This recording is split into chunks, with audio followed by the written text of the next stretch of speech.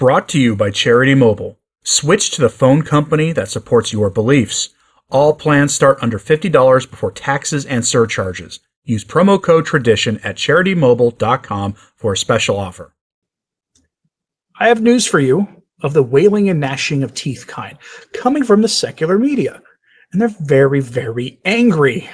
And it's good news.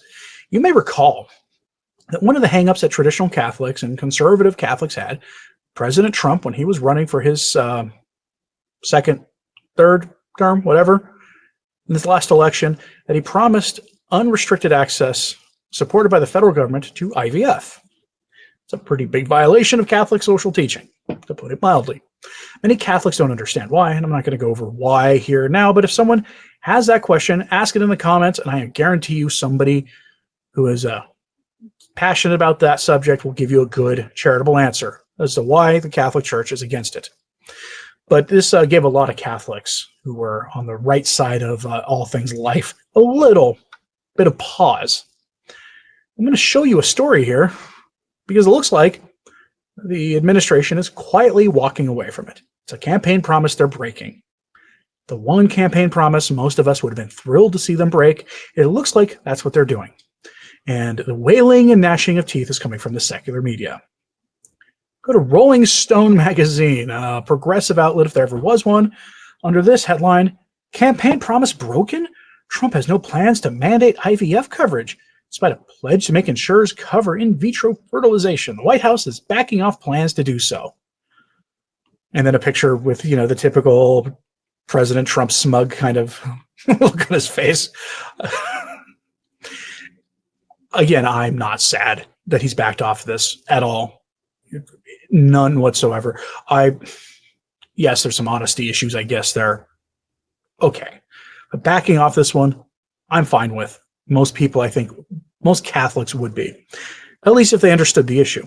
Because as we have seen, many Catholics don't understand the issue. Bring this up on social media sometime, on your Facebook, on X, wherever, and you will get Catholics who are pretty good Catholics about most things, responding with, I don't understand why the church is against it, because they don't understand how it works. So if you understand how this works, why the church says what it does on this, respond in the comments to anybody who doesn't understand. Let's go over the story, because the wailing and gnashing of teeth part is my favorite part of this story. Donald Trump's White House is not pursuing a campaign promise to mandate health insurance pay for IVF, even though he pledged to do so multiple times on the 2024 campaign trail, the Washington Post reported Sunday. In order to mandate insurers pay for the treatment, it would require an act of Congress. Two sources with knowledge of internal White House discussions told the paper that the administration does not intend to ask legislators to draft a bill making IVF coverage mandatory. The paper's sources also said that forcing insurers to cover IVF is also not in the administration's plans. The White House's lack of action paints a stark contrast to the president's campaign promises. Quoting President Trump, and no, I'm not going to do an imitation, he says, I'm announcing today in a major statement that under the Trump administration, your government will pay for, or your insurance company will be mandated to pay for, all costs associated with IVF treatment, Trump said on a campaign trail last August. Because we want more babies, to put it nicely. We're going to be, under the Trump administration, we're going to be paying for that treatment, he told NBC in an interview that same day. We're going to be mandating that the insurance company pay. But his vague campaign pledges did not include a plan for how to achieve that goal. There were no details by Trump during the campaign as to how this would work. Who would be eligible? How it would relate to health insurance coverage? Larry Levitt, Executive Vice President for Health Policy at KFF, told the Post. Even if the Trump administration were to force insurers to pay for IVF coverage, the costs were passed down to consumers through higher premiums. How do you do this without burdening health insurers? That's the key question they've been wrestling with, one of the people familiar with the discussions told the Post. It appears for now that they're not going to go there. In February, the president signed an executive order that he claimed would expand access to IVF, acknowledging that it can cost between $12,000 to $25,000 per cycle, that it may take multiple cycles to result in a pregnancy, and that only a quarter of employers and a handful of states cover in their health insurance plans. The executive order requested a lot of policy recommendations for protecting IVF access and addressing or aggressively reducing out-of-pocket and health plan costs for IVF treatment.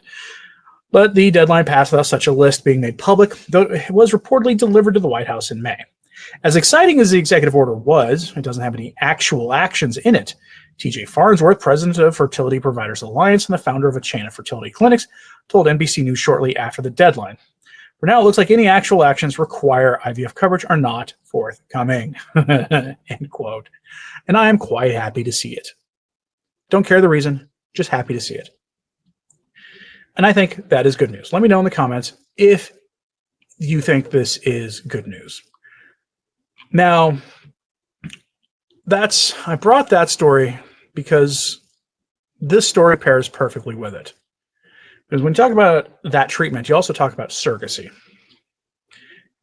LifeSite News headline: Surrogates are more likely to suffer mental illness than ordinary mothers. The damage done to human dignity by the reduction of women and babies to consumer production lines should eventually see this wicked business banned forever.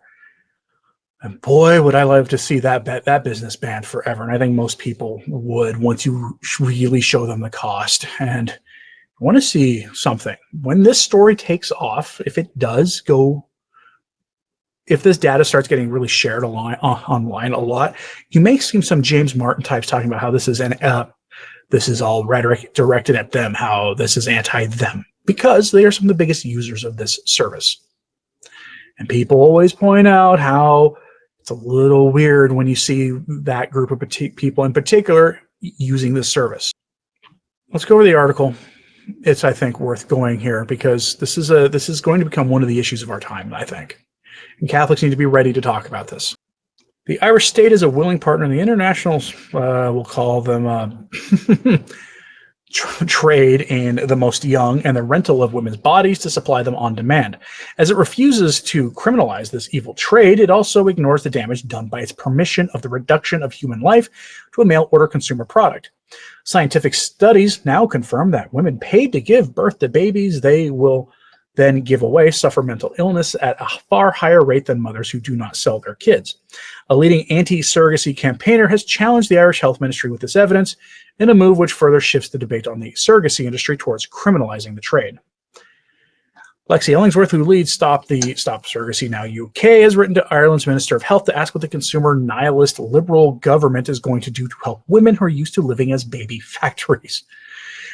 Ellingsworth runs one of many campaigns to stop the practice internationally.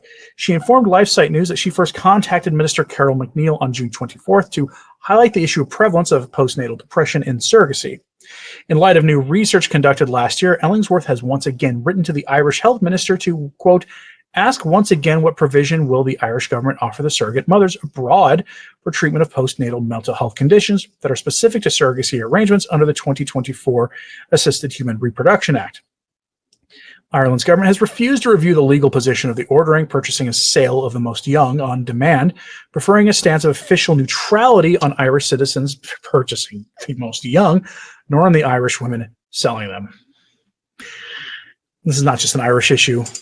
This is an issue across the entire West right now. And there are some countries putting restrictions on Americans being on the receiving end of the kids we're talking about here. Because it's Americans, and they've noticed that a lot of the people doing the purchasing are James Martin types. And your mind could easily go to some, what some would call uncharitable places with that. I don't know if it's necessarily uncharitable, if you know anything about statistics around the things that we are obliquely dancing around right now. It's a serious issue. And so, how are those two issues related? If you force the state, if the state forces the insurance companies to cover, or if the state covers it itself, the procedure, you enable this practice. Simple as that. Not only is the practice, the procedure itself, inhumane or inhuman, for all the reasons that people know, that also enables this other evil trade. Progressives like to think in what they call in terms of systems, where there's not just a single issue that you can just take care of and stamp out. Usually you have issues that are related to each other and in seemingly unrelated issues in a network of problems. And that trying to go after a problem is usually much more complicated than it looks. And that some problems are what they call wicked problems because they are nearly impossible to deal with. And the only way to get at them is to look at them in terms of their relation to other social problems And if you start going after those social problems in that way, you might be able to take care of these larger scale wicked problems. And this is one of them. And the wicked problem here is the culture of death.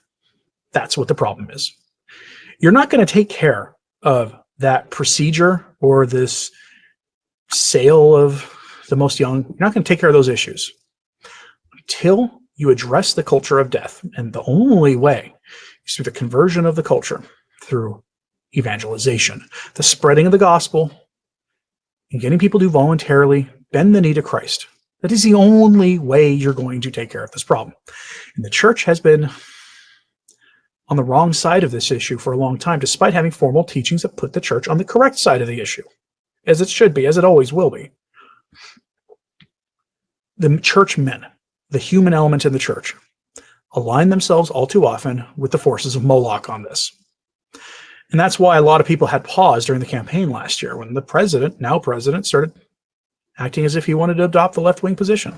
Clearly, obviously, this is not the only issue that a lot of people have issues with him on our side of things, but him backing off is a good thing. Let me know what you think about this in the comments, please. So if you can curtail that practice and not make it more widely available, but curtail it, driving it deep into some underground secretive market system, if you can keep it, stamping these things out entirely might be impossible. But if you can drive it deep into the criminal element, you might be able to stamp out some other issues too. I'm curious what you think about this. So let me know in the comments, please. If you like and subscribe if you haven't, it certainly does help. So to sharing this on social media, that helps a lot too. And as always, pray for the church. Pray for everybody who spoke about it today. I'm Anthony Stine. Ave Maria.